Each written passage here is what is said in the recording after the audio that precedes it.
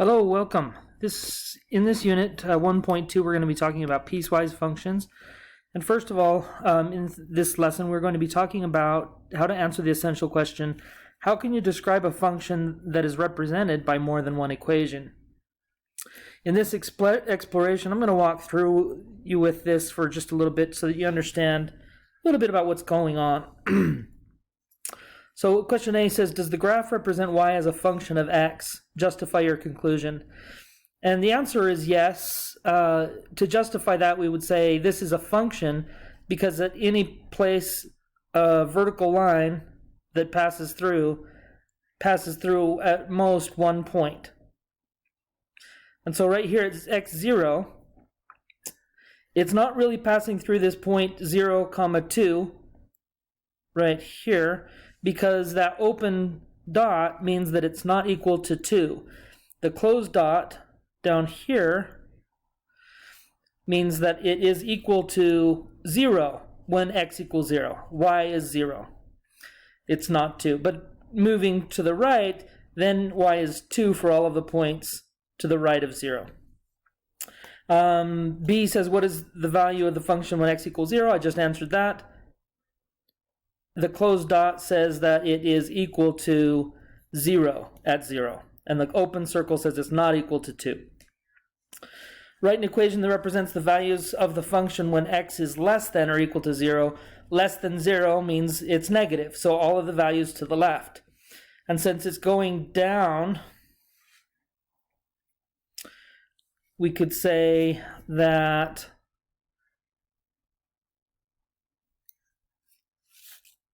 x is we can see that the slope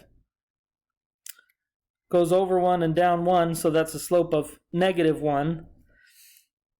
Or you could say over 2 and down 2, same thing. So its slope is -1.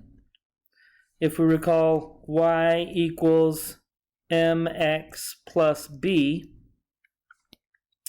And so the slope m is -1, x, and then b is the y-intercept, and so b would be 0. -1 times x is -x, added to 0 is still just -x, and so the equation there would be f of x is equal to -x if x is less than or equal to 0. So we look at equation D. Write an equation that represents the values of the function when x is greater than 0. If you look to the right of 0 when x is positive, you have a straight horizontal line. Those always have the form of y equals whatever value it is.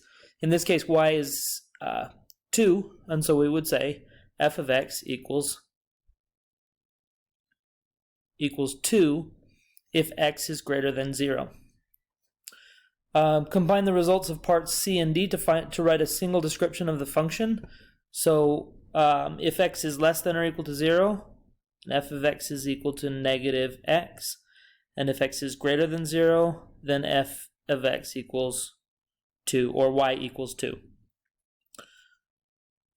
In the second part of this exploration,